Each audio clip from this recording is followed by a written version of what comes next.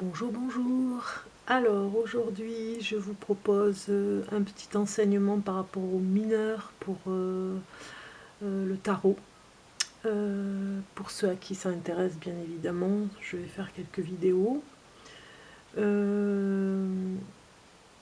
Si vous avez aimé, n'hésitez pas à liker en dessous de la vidéo pour permettre ce partage de se faire au maximum, puisqu'en fait c'est une vidéo pour ceux qui veulent apprendre le tarot. Et plus vous likerez en dessous de la vidéo, petit pouce, vous savez le petit pouce comme ça, plus vous likerez et plus la vidéo sera partagée. Alors si vous likez aussi pour le pouce qui vous n'aimez pas, eh bien ce sera aussi la même chose. Ça permet à nos vidéos d'être partagées au maximum.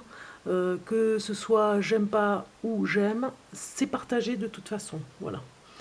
Donc oui, c'est des vidéos que j'avais envie de faire pour les mineurs du tarot. Et puis nous regarderons aussi pour les majeurs au final de ces quelques vidéos qui, j'espère, apportera quelque chose à certaines personnes qui veulent vraiment apprendre le tarot. Donc là, on va commencer donc avec les mineurs de coupe. Donc les coupes euh, enseignent. Alors en fait, on va dire que les coupes, l'enseigne des coupes s'intéresse à ce que personne ne peut éviter. Voilà, on va dire ça, c'est ça les coupes. Les gens, c'est les gens. C'est l'enseigne des relations amicales et romantiques. Et toutes les cartes dans cette enseigne représentent la façon qu'ont les gens d'entrer et de sortir de votre vie, et comment vous vous entendez ou non avec eux. C'est une enseigne passionnée par les sentiments et les émotions. Voilà, c'est ça la spécialité de la coupe. De façon intéressante, bien que les disputes et les conflits impliquent d'autres personnes, vous vous rendrez souvent compte que l'épée apparaît lorsque vous avez besoin de vous occuper de ce genre de problème.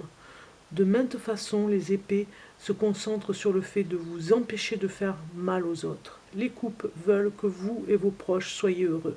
Ce sont des buts complémentaires, mais des méthodes différentes, l'une positive, l'autre négative.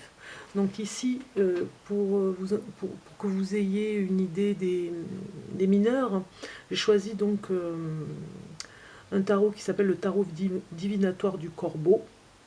Euh, donc vous verrez ces cartes particulières, on va dire, pour pourquoi pas regarder un petit peu ensemble qu'est-ce qui se passe avec les mineurs. Donc, je vais vous présenter chaque carte, hein, bien évidemment. Hein,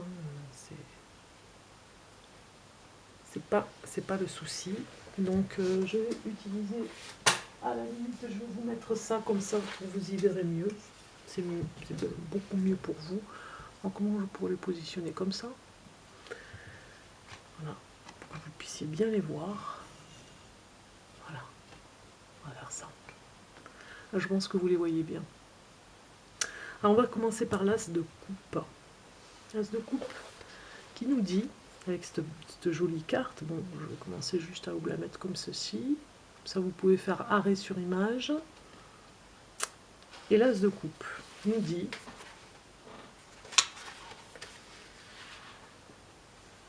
le mot-clé, c'est amour, début, amitié et excitation. Donc ça, c'est une carte oui, qui parle des sentiments, hein, qui débutent pour certains. Voilà. Donc les coupes s'intéressent à l'amour et aux relations. Et l'as de coupe, comme les as de toutes les enseignes, représente une opportunité ou un début. Lorsque vous voyez cette carte, c'est souvent que vous allez faire face à la possibilité d'une nouvelle relation. Pour le moment, ce n'est qu'une petite chose. Comme l'oisillon sur la carte, mais elle a le potentiel d'être le genre d'amitié intime ou de liaison amoureuse dont nous rêvons tous, le genre de relation qui dure toute une vie. Voilà, c'est vraiment le début d'une grande relation, on va dire.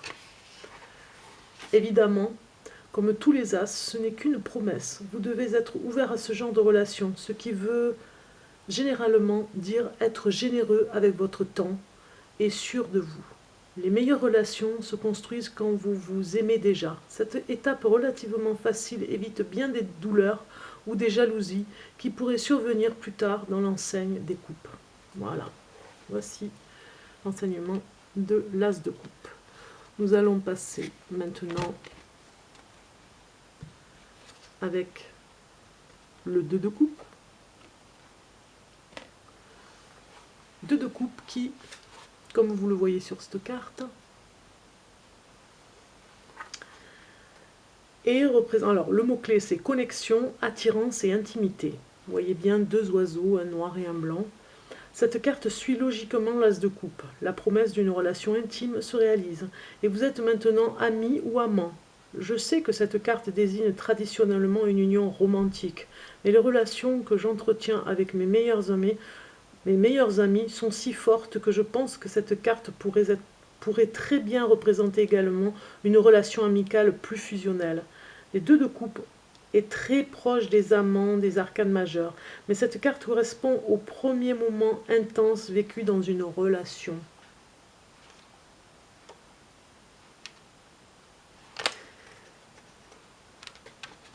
Lorsque vous vous engagez dans une relation passionnelle, comme celle-ci, vous devez vous souvenir de qui vous êtes et de ce en quoi vous croyez. Même si vous vous sentez plus fort en compagnie de l'autre, vous devez aussi conserver une image juste de vous-même, indépendamment des regards extérieurs. Cette carte est pleine d'espoir, mais elle n'est pas une promesse. Apprenez à vous aimer également. Voilà ce que nous dit cette carte. Apprendre à s'aimer. C'est des fois le plus difficile. Donc on va continuer avec le 3 de coupe, qui, comme on le voit sur cette carte, apparaît un petit peu assez violent. On va dire il y a de la violence, parce qu'on dirait qu'il y a une bagarre.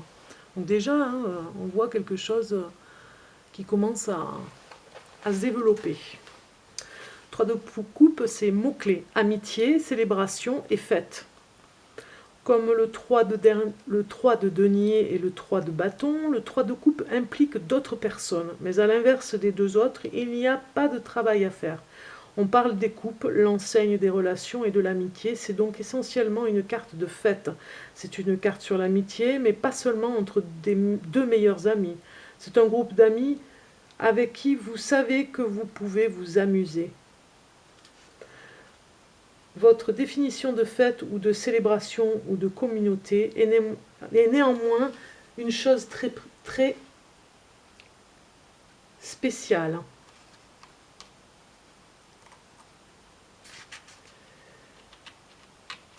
Alors, hop, hop, hop.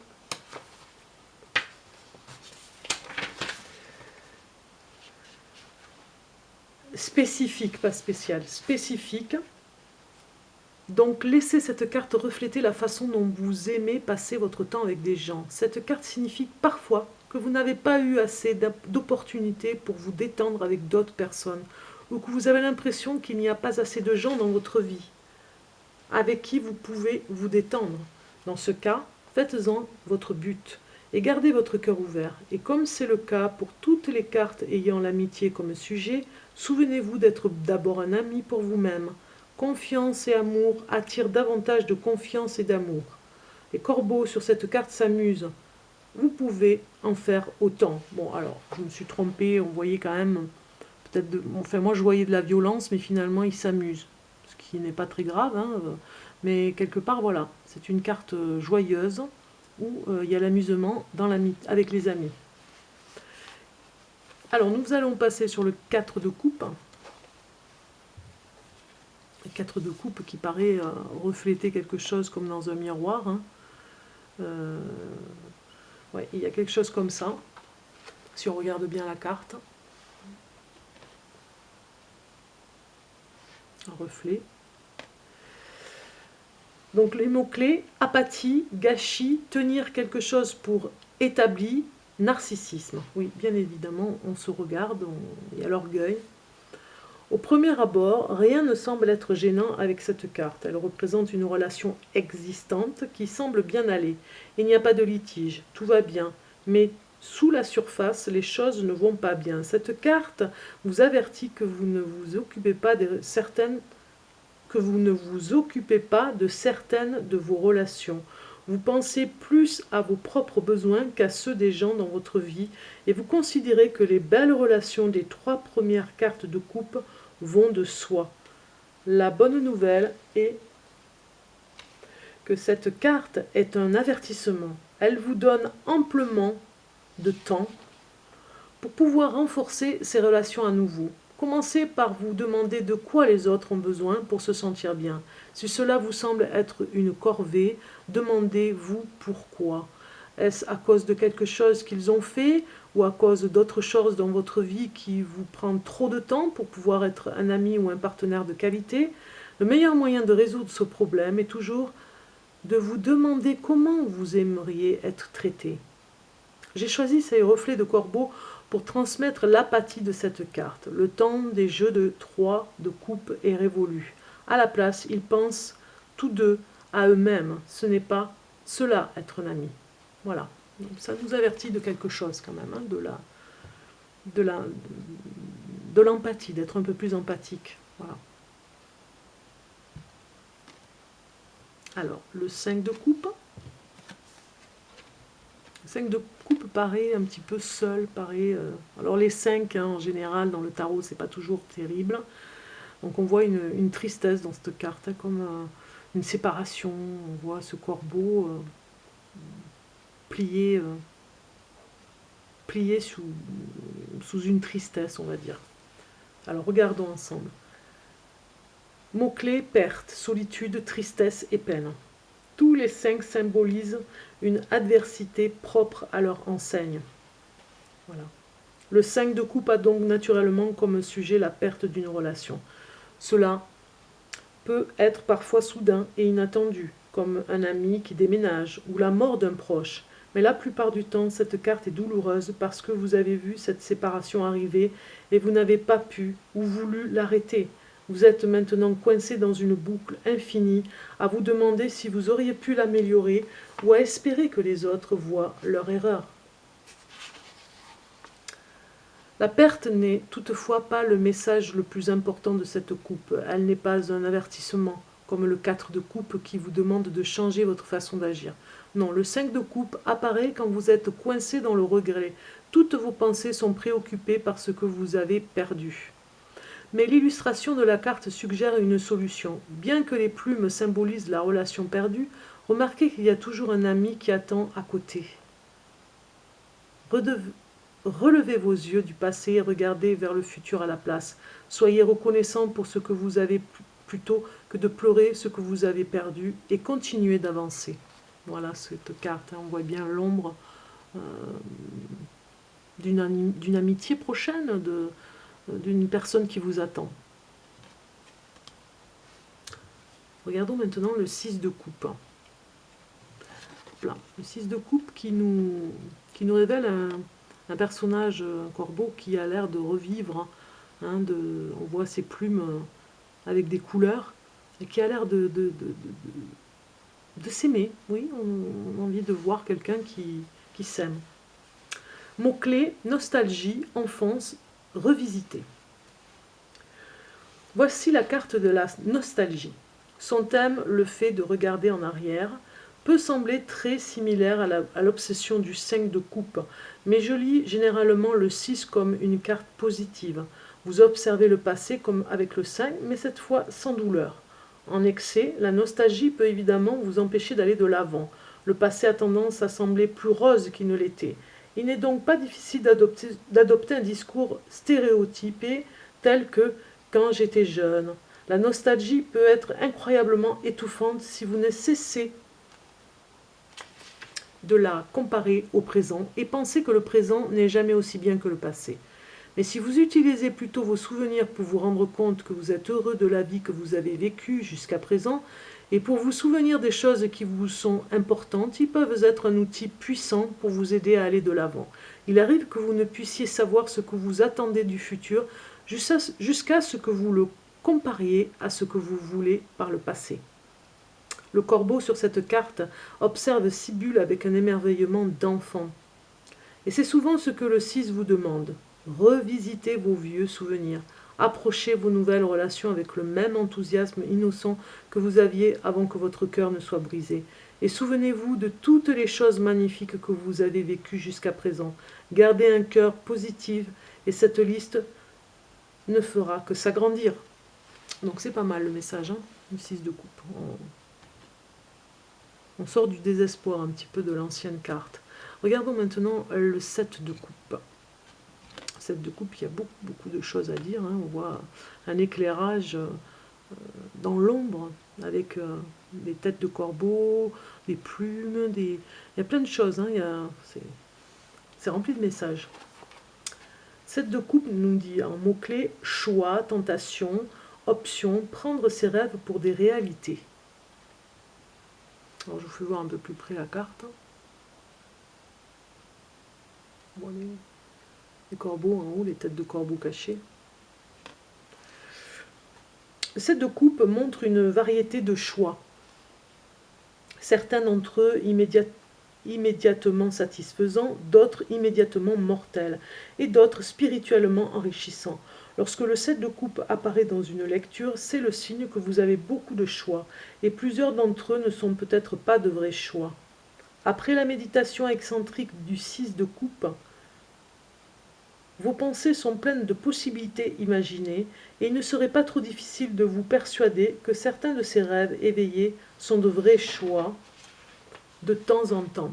De plus, parmi les choix qui existent vraiment, nombreux sont ceux qui apporteraient plus de mal que de bien. Ce n'est pas le moment de choisir au hasard ou de prendre des choses à la légère. Cette carte implique la tentation et, comme c'est une carte de coupe, cela peut souvent signifier l'infidélité. Elle peut aussi faire allusion à tout autre choix qui vous apporterait une gratification immédiate, mais des conséquences terribles. Faites attention, parmi tous les serpents, les richesses et le prestige dans le bec des oiseaux.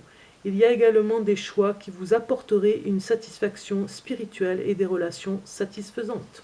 Donc, c'est une carte qui vous dit de faire attention, on va dire. Voilà, c'est plutôt une carte de prévention. Alors, 8 de coupe maintenant. Nous allons passer à la 8 de coupe où nous voyons des plumes flotter dans l'eau. L'eau qui est représentée par les émotions, j'ai envie de dire. Donc il y a la légèreté qui arrive là avec le 8 de coupe. Mots-clés, stagnation, mobile et mécontentement. J'ai choisi d'utiliser les reflets de plumes pour le 8 de coupe pour rappeler ceux sur le 4 de coupe. Le 4 et le 8 parlent de stagnation et d'immobilité dans une relation. La différence réside dans le fait que le 4 représente des nouvelles relations qui souffrent de négligence et le 8 de relations préexistantes qui ne sont simplement plus satisfaisantes. La situation est devenue intenable de diverses façons et plus vous laissez mijoter, moins les choses pourront changer. Ces plumes flottantes sur la carte ne bougeront pas sans un vent de changement. Lorsque vous voyez cette carte, c'est la preuve que votre situation émotionnelle ne fonctionne simplement pas pour vous. Non seulement elle ne vous satisfait pas, mais elle semble irréparable. Lorsque vous imaginez toutes les étapes nécessaires au changement de cette situation pour qu'elle vous soit agréable, vous devenez fatigué et continuez à rester immobile. La seule chose que vous puissiez faire est de vous sortir de cette relation. Vous devez vous débarrasser des choses dans votre vie qui ne vous vont plus. Il est temps de réaliser que vous avez le pouvoir d'être ce vent de changement et d'aller tourbillonner ailleurs. Voilà, un peu comme les feuilles. Hein. On se laisse emporter et on continue vers autre chose. Regardons le 9 de coupe. 9 de coupe qui a l'air un peu plus respirable, on va dire. Hein. Il y a la lumière qui revient, le ciel, on dirait presque un ange dans le ciel, plusieurs anges. Hein. Les oiseaux, les corbeaux qui volent, peut-être vers l'horizon. Donc c'est une carte un peu plus gaie. Mots-clés, félicité, satisfaction et plaisir. Joie, je pourrais laisser ce seul mot pour la description de cette carte. Et tout ce que vous pourriez imaginer fonctionnerait. Le 9 de coupe est une belle et joyeuse carte qui représente tous vos rêves émotionnels s'accomplissant. Quel que soit le but que vous vous étiez donné dans vos relations, qu'elles soient amicales, familiales ou romantiques, tout y est. Vous vous sentez profondément satisfait et pensez même que tout ira pour le mieux. Vous avez probablement raison. Voilà, c'est assez positif. Hein. Le 9 et le 10 représentent tous les deux le bonheur, mais je lis généralement le 9 comme étant le bonheur qui est à l'intérieur de vous, l'optimisme quant à la direction que prennent les choses et où elles sont maintenant et où elles étaient. Vous vous sentez personnellement euphorique grâce aux possibilités et aux réalités de votre situation. L'illustration montre 9 oiseaux s'élevant dans les nuages, les oiseaux symbolisant les relations fortes promises par la carte. Et les nuages, eh bien, je pense juste que ce doit être génial de pouvoir voler. Voilà cette carte assez satisfaisante, on va dire, hein, pour le 9 de coupe. 10 de coupe, où l'on voit un petit peu, on va dire, j'ai envie de dire une complicité avec beaucoup de monde. C'est ouvert au monde, il y a une ouverture dans cette carte. Alors 10 de coupe, mots-clés, joie, paix et famille. Voilà, la famille, ça peut représenter du monde, bien évidemment, beaucoup de monde. Alors, je pourrais copier, coller tout ce que j'ai écrit pour le 9 de coupe ici et ajouter et plus, bien plus. Le 9 et le 10 représentent tous deux un profond bonheur dans vos relations. Mais alors que le 9 image le bonheur intérieur, le 10 regarde vers l'extérieur et voit qu'en effet c'est aussi incroyable que le 9 le laissait penser. Ne vous dissipez pas cette fois. Appréciez ce moment car il ne peut pas durer. La perfection est un moment, pas un train de vie. Cela ne veut pas dire que vous allez vous séparer de votre amant ou perdre la perfection. Et tout ce qui ne... Alors, attendez, hop, voilà, alors, je recommence. Cela ne veut pas dire que vous allez vous séparer de votre amant ou perdre un membre de votre famille. Il n'y a pas d'avertissement terrible dans cette carte. Mais ce qui rend le 10 de coupe si idyllique est en partie le fait que tout fonctionne dans un équilibre parfait. En fin de compte, quelqu'un aura une crise au travail ou un déménagement qui devra avoir lieu, ou un projet qui demandera du temps, et ce bonheur sera interrompu par des préoccupations du monde réel. Gambadez donc maintenant et approvisionnez-vous en bons souvenirs. Ils vous aideront à traverser le prochain moment désagréable et vous permettront d'appeler le 10 de coupe à nouveau. Voilà. Très jolie carte. Je voulais vous faire voir la carte de 9 de coupe un peu plus près pour que vous voyez ces anges dans le ciel. Voilà, avec les oiseaux. Donc c'est fait. Nous passons maintenant au valet de coupe. Le valet de coupe a l'air de mijoter quelque chose. Hein. Il a son nid, son petit cocon et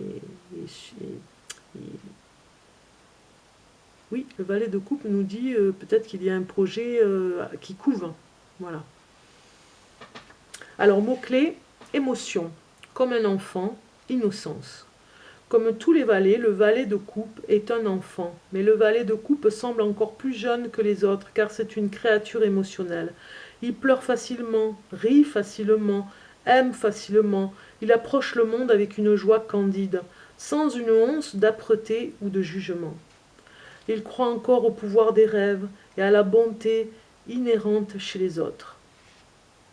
Il peut parfois frustrer les membres plus pragmatiques de la société, car c'est un romantique dans l'âme. Il ne peut faire aucun compromis sur la perfection, et tout ce qui ne satisfait pas son idéal émotionnel a de grandes chances de l'attrister. Mais vous savez qu'il adore les enfants. Il se voit en lui, et de la même façon, il se voit en eux. il peut les faire se concentrer plus qu'il ne peut se concentrer lui-même. Lorsque cette carte apparaît dans votre tirage, cela veut souvent dire que vous devriez essayer de canaliser votre jeune rêverie et votre ouverture émotionnelle.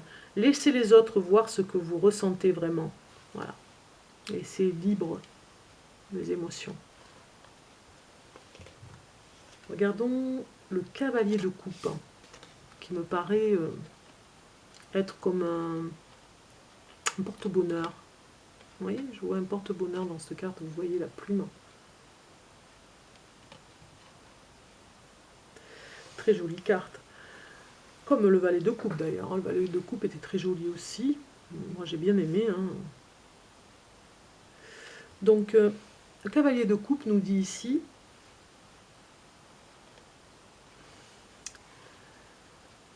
dans les mots-clés, fantaisiste, rêveur, romantique et imaginaire. Oui, il y a du romantisme dans cette plume. Regardez ce rêveur. Le cavalier de coupe prend les émotions de son enseigne et s'en entoure comme d'une cape extravagante. Dragueur, sensible, idéaliste, toutes les forces et les faiblesses sont présentes chez le cavalier de coupe. Il a la tête dans les nuages, et à l'inverse du valet qui est impatient et veut aider, le cavalier bouge plus lentement, préoccupé. Ce n'est pas la personne à qui vous voulez confier une tâche physique. Regardez-le. Qu'est-ce qu'il aime tant? L'amour lui-même, probablement. Comme le valet, le cavalier peut éternellement frustrer quelqu'un de plus pragmatique. Lorsqu'il apparaît dans votre tirage, il peut être un encouragement à vous laisser prendre des décisions avec votre cœur plutôt qu'avec votre tête.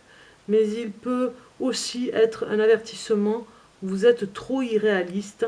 Doucement, Roméo. On vous dit, oh, ne rêvez pas trop là, redescendez de votre nuage. Hein. Doucement, doucement, Roméo, le romantique, qui parle à sa belle. Et nous regardons maintenant la dame de coupe que je trouve magnifique, bien évidemment, moi qui suis avec la lune, hein, avec la lune et avec Bélune, on va dire. J'adore cette carte, elle est magnifique. Vous me comprendrez par rapport à ça. Donc, dame de coupe. Les mots-clés, spiritualité, voilà, j'en suis bien contente. Étrangeté et mystère. Eh bien, tant mieux, c'est tout à fait ça. La dame de coupe me plaît beaucoup. J'apprécie beaucoup cette carte, j'aimerais bien être la dame de coupe. Elle est spirituelle, artistique, rêveuse et profondément liée à son subconscient. Elle est censée être médium. Et voilà, vous voyez, on a trouvé cette carte, hein, comme par hasard, ça pourrait être la carte de Bélune. Et même si elle ne l'est pas, elle semble l'être grâce à son incroyable perspicacité. Elle est observatrice, un miroir, une amante de l'autre côté. Elle ressemble beaucoup à la papesse des arcanes majeurs, mais contrairement à elle, la dame de coupe s'intéresse énormément aux affaires des autres. Ils viennent lui demander des conseils, et elle utilise sa perspicacité pour habilement démêler les secrets et la sagesse, les aidant à utiliser leurs rêves pour les guider, de la même façon qu'elle utilise ses propres rêves pour se guider. Voilà, c'est pas mal ça. Hein. Elle peut être néanmoins facilement exaspérée par des intérêts pratiques. Ce n'est pas qu'elle ne puisse pas s'appliquer à un problème du quotidien s'il lui est présenté, c'est plutôt qu'elle rêve de grandeur spirituelle toutes les nuits. Elle a donc du mal à imaginer que la facture de téléphone soit aussi importante que le reste. Lorsque la dame de coupe apparaît dans votre lecture, c'est un signe qu'il vous faut utiliser vos rêves et votre subconscient. Je n'aurai jamais peur de tomber dans le monde spirituel plein de merveilles et d'impossibilités de la dame de coupe. Mais encore une fois, comme je l'ai déjà avoué, je suis influencée. Voilà ce que dit cette carte, qui est magnifique. Et nous passons au roi de coupe, pour finir. Le roi de coupe, que nous dit le roi de coupe? Alors, c'est pas mal parce qu'il y a la coupe est pleine, hein. Même je dirais légèrement pleine, puisqu'il y a juste une plume à l'intérieur, ce qui est très léger, hein, la plume. Mais finalement, c'est la coupe est pleine, les émotions, hein, autant qu'elles peuvent être légères, elles peuvent être lourdes aussi. Hein. Donc voyons voir, mots-clés, calme, conseiller, écouteur et manipulation. Le roi de coupe est une étrange figure. Comme tous les rois, il est le maître de son enseigne. Et comme tous les rois, il dicte souvent l'utilisation de son enseigne plutôt que de s'y baigner lui-même. Le fait est que le roi de coupe dirige les émotions, et il est donc étrange de voir un puissant conseiller ne pas se laisser aller par ses émotions, comme le fait le reste de sa couleur qui est si volatile. Il écoute patiemment ceux qui viennent le voir, recherchant sa sagesse, et il rend ses jugements d'une parole calme et juste. Il est généralement doué pour cela, et les autres apprécient qu'il puisse délivrer des conseils émotionnels sans être lui-même émotif. Alors il surveille ses émotions de très près, tout comme le roi de denier, qui garde si bien matériel près de lui, comme le roi d'épée qui n'utilise que très rarement son intellect pour trancher, et comme le roi de bâton qui délègue plus souvent le talent artistique plutôt que de créer. Mais les émotions refoulées du roi de coupe peuvent parfois s'échapper de façon inattendue et désagréable. Il a bien conscience du fonctionnement émotionnel des autres, et il peut donc être manipulateur et utiliser cette connaissance pour satisfaire son propre intérêt. Il peut parfois profiter de sa position pour devenir un confident émotionnel. Il peut être aussi superficiel en quelque sorte dans sa diplomatie, car il sait ce que chacun a besoin d'entendre. Lorsque le roi de coupe apparaît dans une lecture, essayez de canaliser ses qualités positives, il y en a beaucoup, comme sa diplomatie et sa supervision. Mais soyez aussi vigilant quant aux émotions réprimées. Soyez clair dans vos sentiments, même si cela signifie perdre votre couronne. Vous pourrez toujours la récupérer plus tard. Voilà ce que nous dit le roi de coupe, qui est un petit peu sûr de lui, qui peut être un bon conseiller, mais en même temps qui peut manipuler, puisque finalement il n'applique pas lui-même ses émotions, il ne les fait pas voir, et il arrive à gérer les émotions des autres, à donner conseil. Donc voilà, qui dit conseil dit influence aussi, peut influencer les autres. Donc voilà pour le tarot, hein, pour les mineurs, pour les coupes. J'espère que cela vous aura apporté quelque chose, vous aidera pour démarrer si vous avez envie d'apprendre le tarot. Je vais faire les autres vidéos pour qu'on puisse voir les autres mineurs. Il y a les deniers, il y a les épées et il y a les bâtons. Voilà. Et après je ferai les majeurs. Donc voilà. Pour le moment, nous avons commencé avec les deniers et je vous dis à bientôt pour l'autre vidéo et les autres vidéos. À bientôt. Au revoir.